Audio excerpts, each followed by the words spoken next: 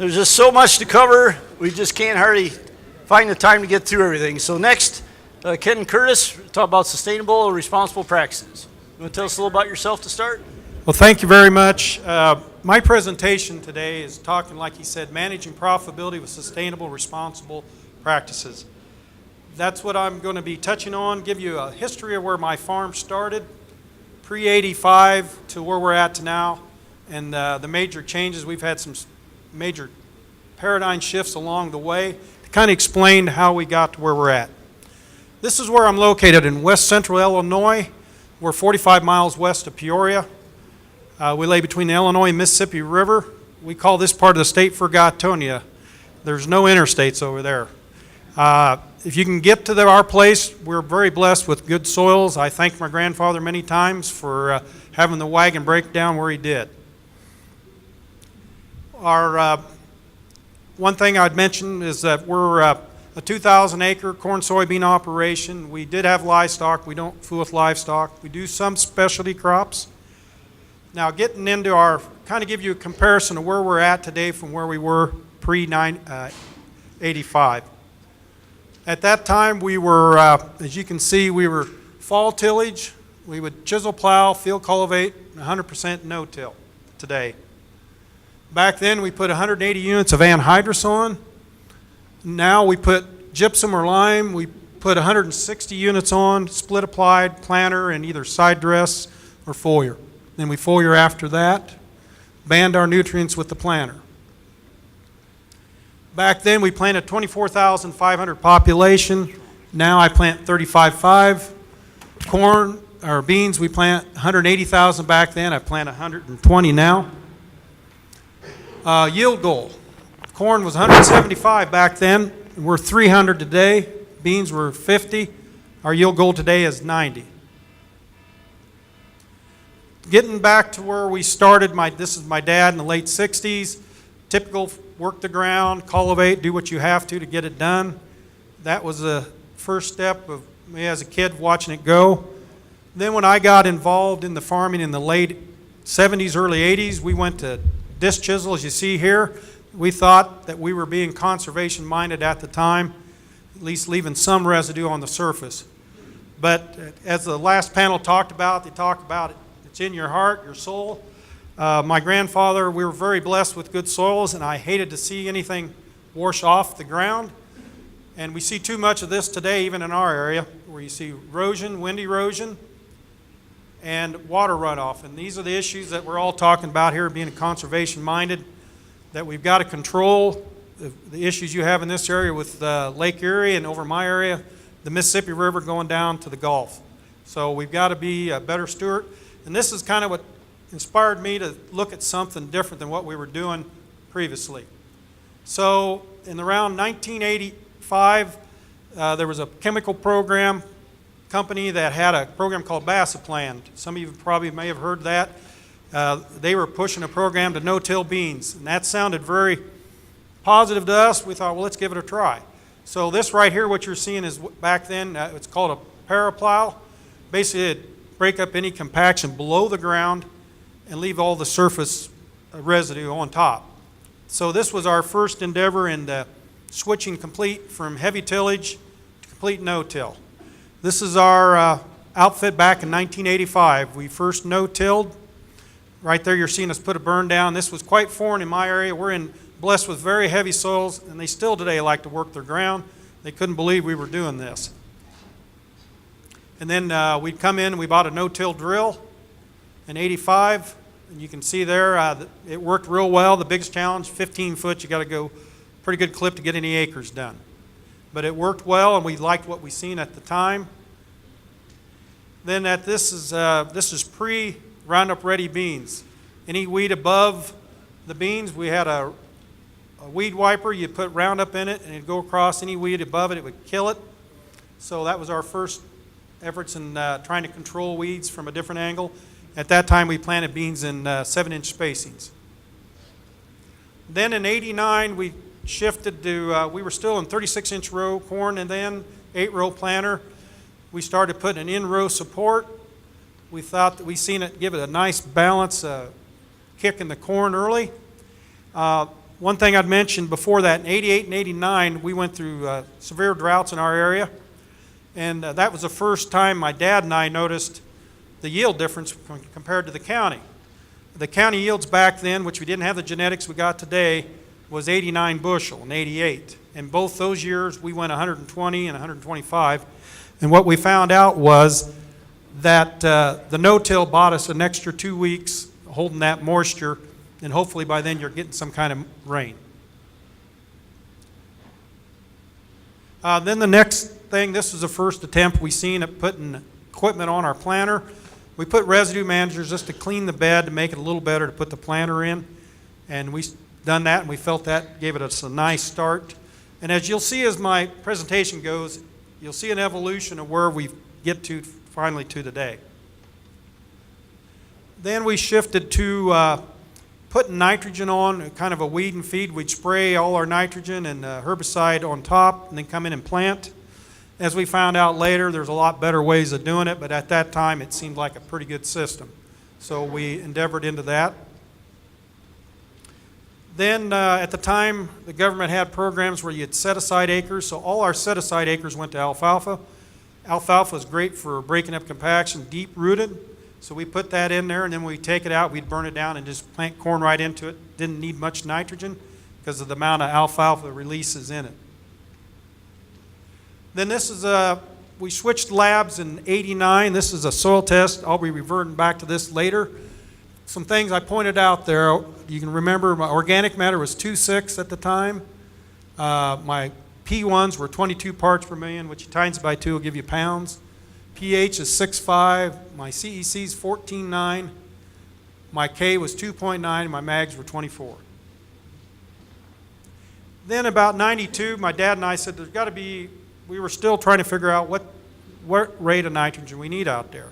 So we decided for about 3 or 4 years there, we ran nitrogen studies just to see what we could learn. And it was interesting. We started at 0, 40, 80, 120, and 160. And every year except for 120 was the optimum yield. But it was real interesting. We had 1 year there at no nitrogen, did 143 bushel. And 170 of the 120. The interesting thing we found out, we had 2 hybrids differently responded, and some of the research out of Purdue and U of I, we found out later corn responds to nitrogen differently. They call them type 1s, type 2s, and 3s. 1s is an early user. Type 3s is what we call racehorse. I'd say the majority of the corn that most farmers plant today is what I call a workhorse. They like 60% of their nitrogen up front, 40 late. And that covers a lot. But this was the early stages for us to kind of maybe we need to think handling our nitrogen a little differently. And at that time, we'd been no-tilling for about 7 years. We decided we wanted to see how the soil looked below the ground. And we dug a pit. It was exceptionally dry late in the growing season. So we dug this pit. Interesting to me, 5 foot down, we found roots at the bottom of the pit. So that kind of reinforced what we had seen from our own observation, that the yield, that these roots are getting down there to hang that plant in. So soil structure is very big in what we're trying to accomplish. Then the thing we came here is, this is the key to it, is getting soil health. We're all talking about those earthworms. Those worms will do more tillage than any tillage equipment you can ever do. The better you got them, leave the residues your food source. So, and at this time we switched from 36-inch rows to 30-inch rows. We had a 12-row planter, and we were starting to change things in our operation. Around 1995, I was in California at a meeting, and I ran into a Dr. Darrell Norton, and he was the head of the USDA Soil Erosion Lab at Purdue, and he was mandated by the federal government to find a non-mechanical way to stop soil erosion. Now, I'd heard about gypsum, but didn't know that much about it, so I visited with him afterwards, and we found a source not too far from our place, so we started using gypsum, and that was probably another key change in our operation. We really started seeing things kicking in.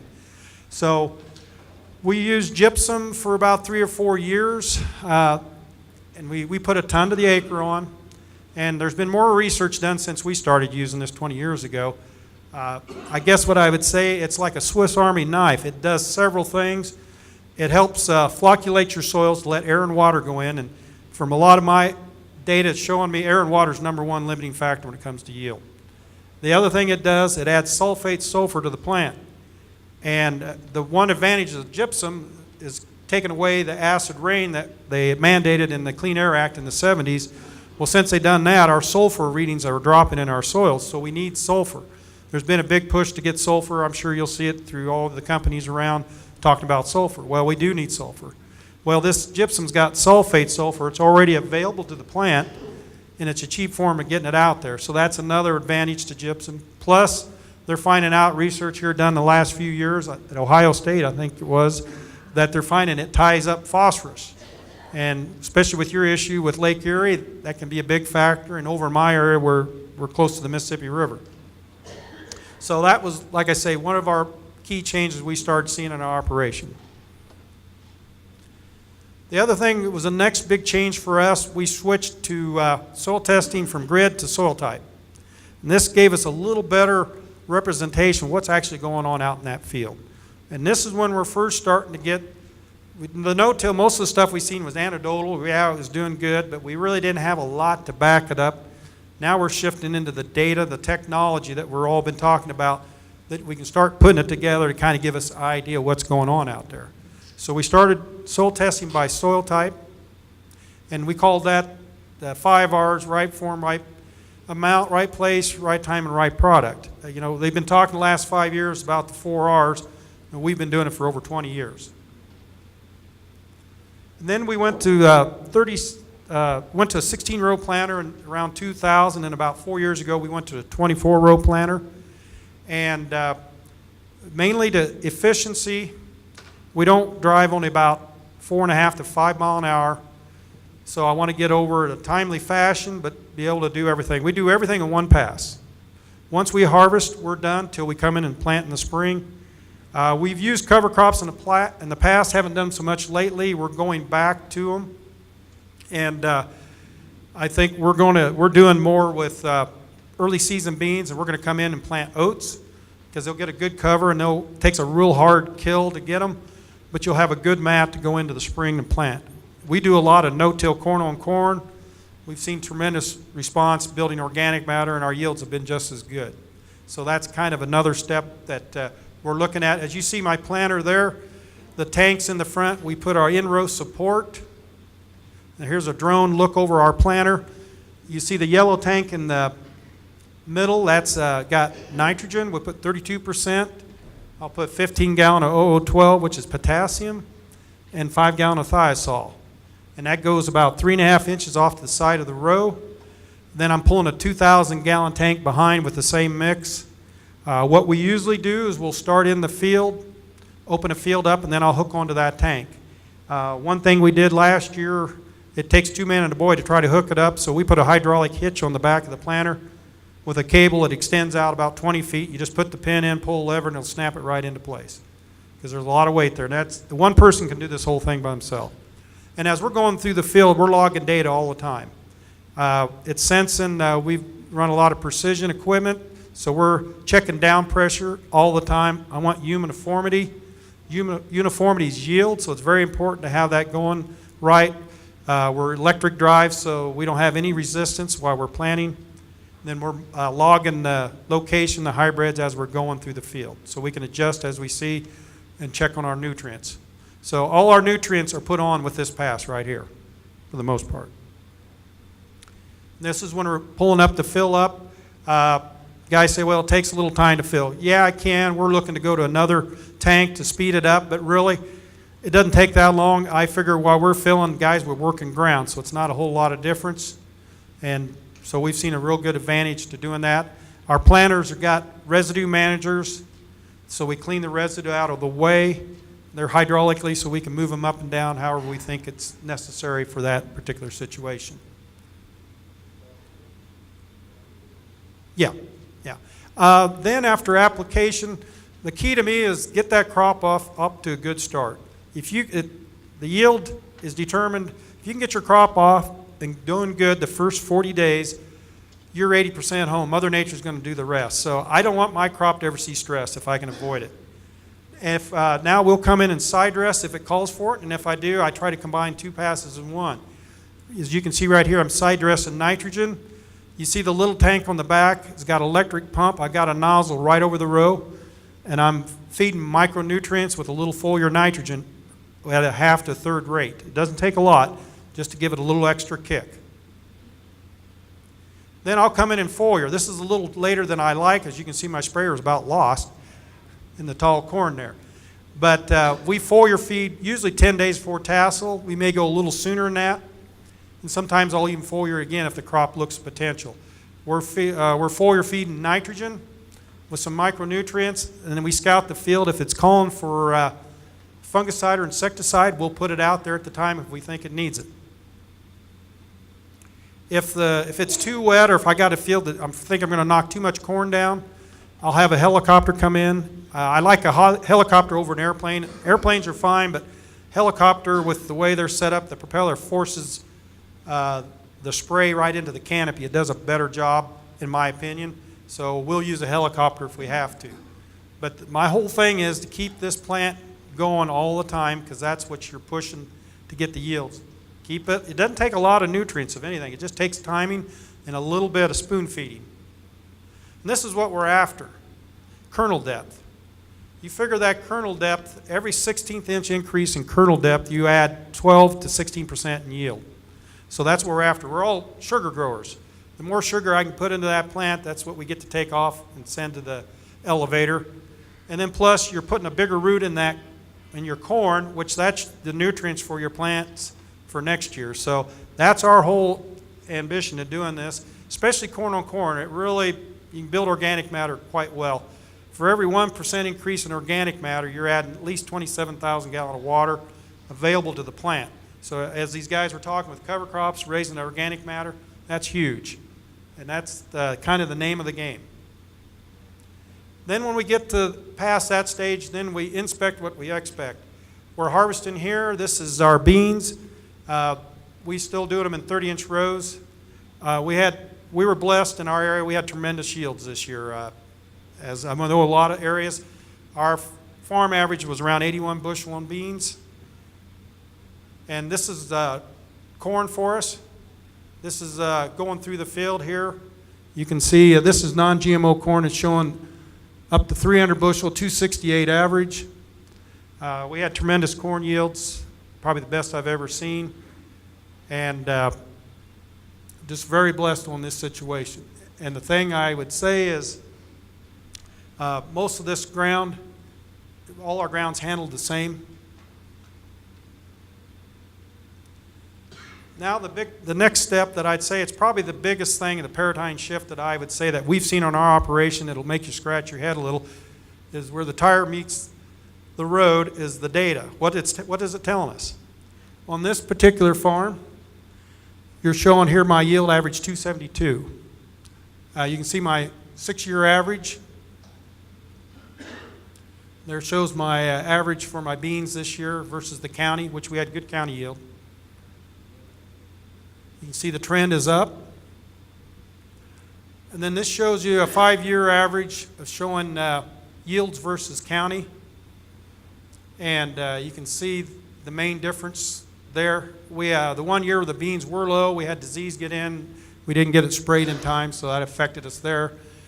But overall, you're seeing using 350 corn, 53 bushel difference. That's subtract even the bean, is still over $165 an acre advantage, and that's not counting the efficiency, saving cost on fertilizer. Now this is where it gets interesting. Our yield data, we soil test. This is a soil test off this particular farm.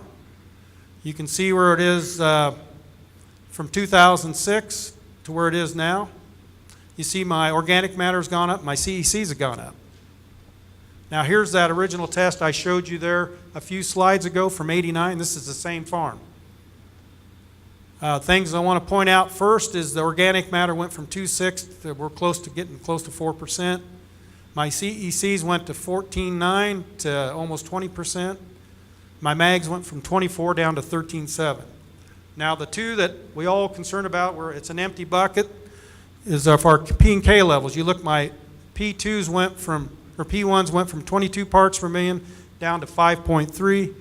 My K went from 2.9 to 1.7. You're saying you're depleting your soils, you can't raise a crop. Here's my yield by nutrient level. On almost 1,000 acres, you can see we averaged 253.2 bushel this year, and that with 11 parts, 0 to 11 parts per million of phosphorus was 253, 12 to 20 was 254, and 20 to 34 was 253.3, and then it went down after that. And that's the bulk of my acres. So this trend we've been seeing for several years, we've had very little response to phosphorus on a test. And one thing, remember, when you take a soil test, that's a snapshot of that day. Your soils move up and down all season long. Here's the soil map. As you can see, phosphorus, it shows pretty much deficient. We'll be soil testing again this spring. One thing I mentioned, this farm has not had any dry fertilizer since the year 2000. It's almost 18 years.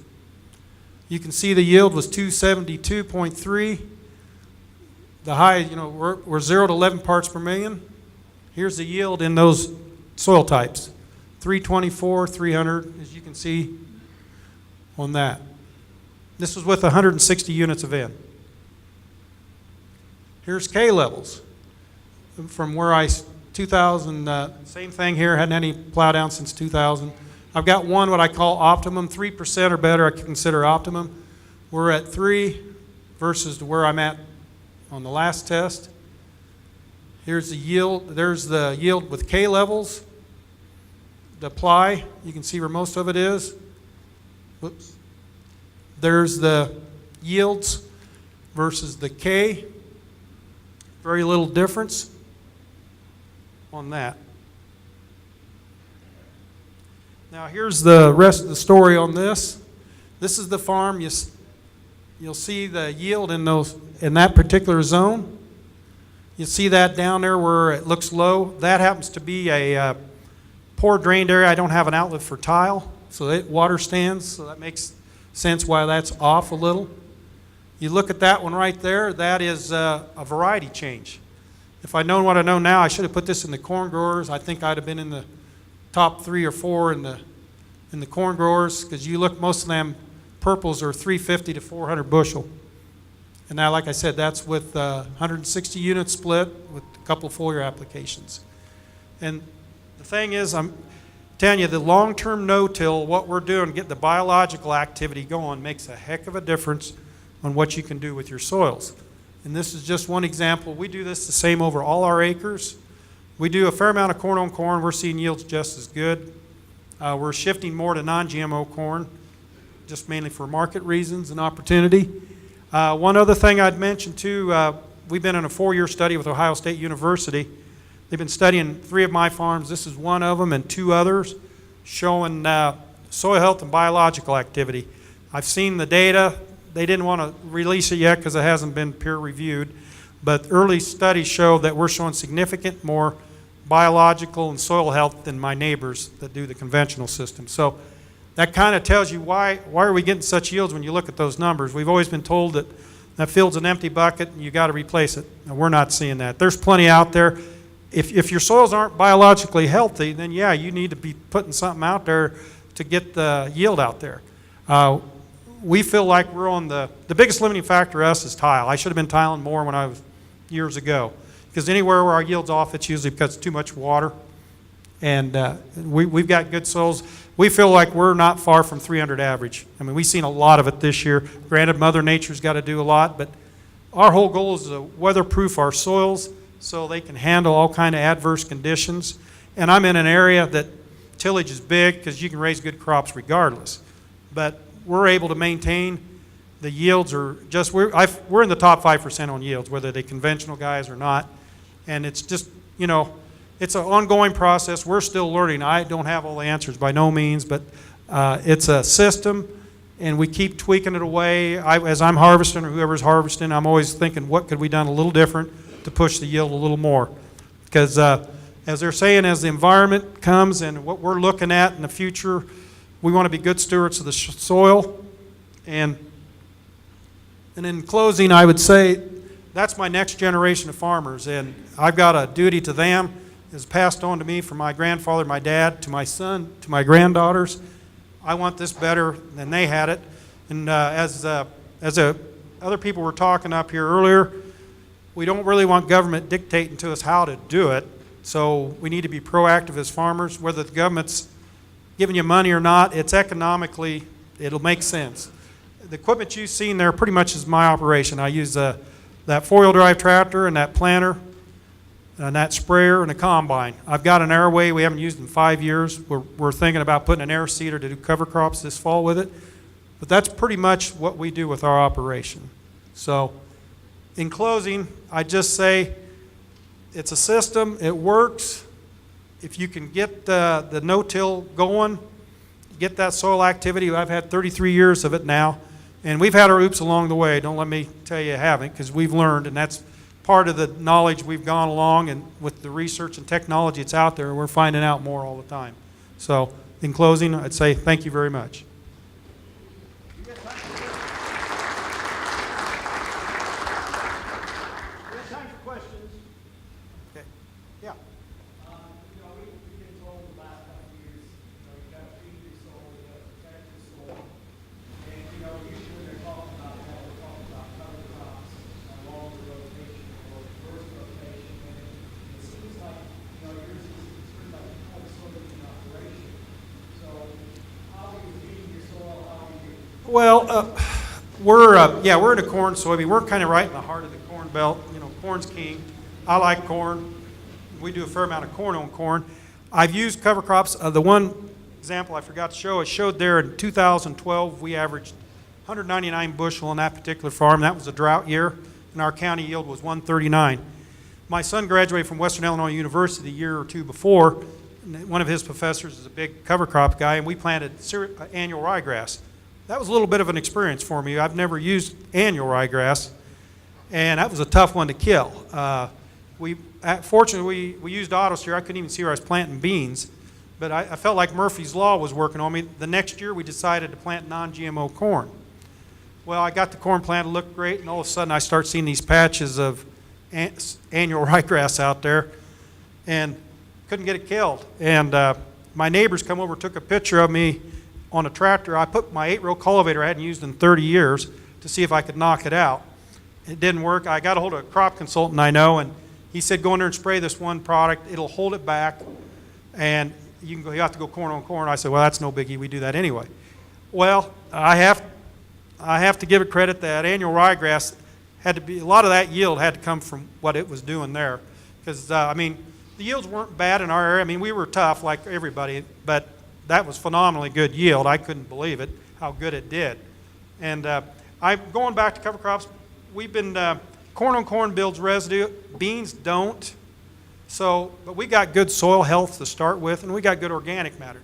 The cover crops, I would put them in there. Like I say, we're looking at oats, because I don't have to burn them down. We go with early season beans early. Actually, I'm looking to plant beans before I start corn. We'll start probably 10th of May, or 10th of April, somewhere in there. I'll put at least half of them in, then we'll go plant corn. And then that'll allow me to get the beans off early. Seed oats, let them get a good growth, and then they'll kill out naturally late in the season. They'll get some good growth on it, and then we'll plant right into it. For beans, normal in my area is 3.5 to mid to late 3s. I'm going to plant 2.6, 2.5, and we've had really good yields with those. Now, like I say, the yields were exceptionally good for us this year, which we had a long fill period. A lot of that corn yields we all seen this year is we had cool nights. You get a long fill period, makes a heck of a difference on yields. Lets that corn respirate. It needs a time to cool. You see a lot of good yields up north and Wisconsin, northern Illinois, because they're a little cooler at night if they can get everything working for them. Our maturity of corn I usually plant is 110, 12 day. We'll go a little longer. Early corn, it does fine. I wouldn't mind. I haven't found an early variety I really like that well yet. I'd say 112 days, probably most of our corn. Yeah. How many years have you been going corn? I've done 10 years. And then we've kind of not necessarily rotated, because We've found out a few things we've done different the last few years that makes it work better, or I probably left it corn on corn. I'd say my normal rotation now is I'll go at least 2 years, because then I can go to beans. You're going to get an automatic 5 to 10 bushel kick just because of the disease you broke out of it. So that's kind of what we like. But I'll go longer too. It doesn't make a lot of difference to me. The residue don't seem to be a big issue. We plant right into it. We split the rows. Since we're auto steered, they're all pretty accurate. And like I say, we're logging the data.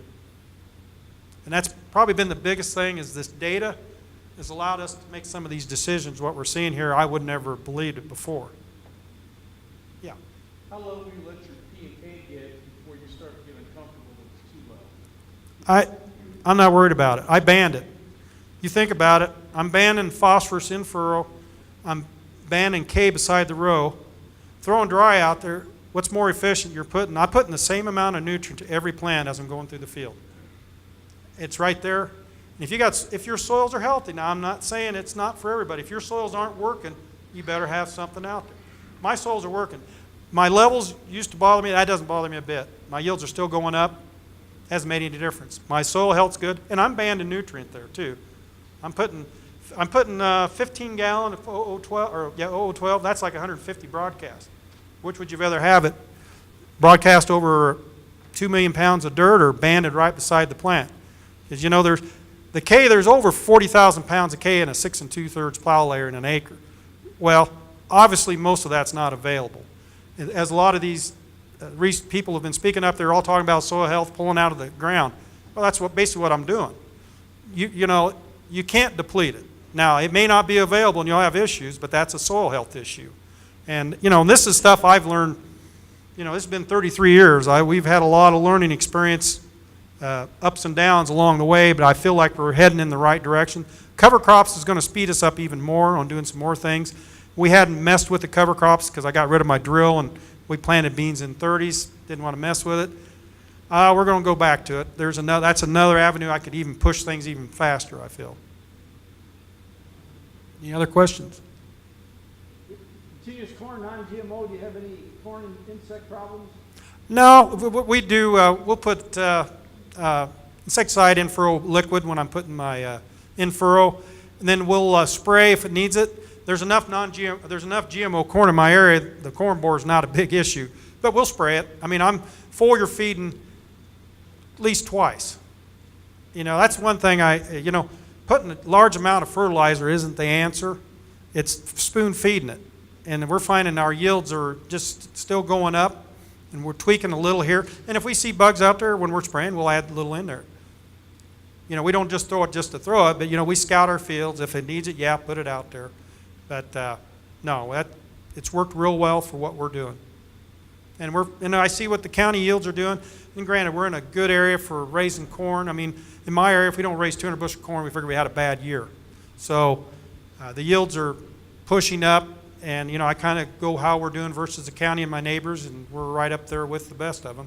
There's a tremendous amount of fall in that goes in my area, and which they get away with to a certain extent because you got good organic matters and they're releasing it, but they've lost over half this in, with this warm and rain.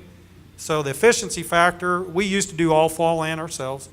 Like I say, the planter in always and I'll put some pre-plant ammonia on the corn if I can. It makes a nice strip to plant on. If not, we don't worry about it. We'll just plant it, and I'll side dress Y drop, or I'll use that toolbar that you've seen there. And it just makes a really good system as far as getting it down. Thank you.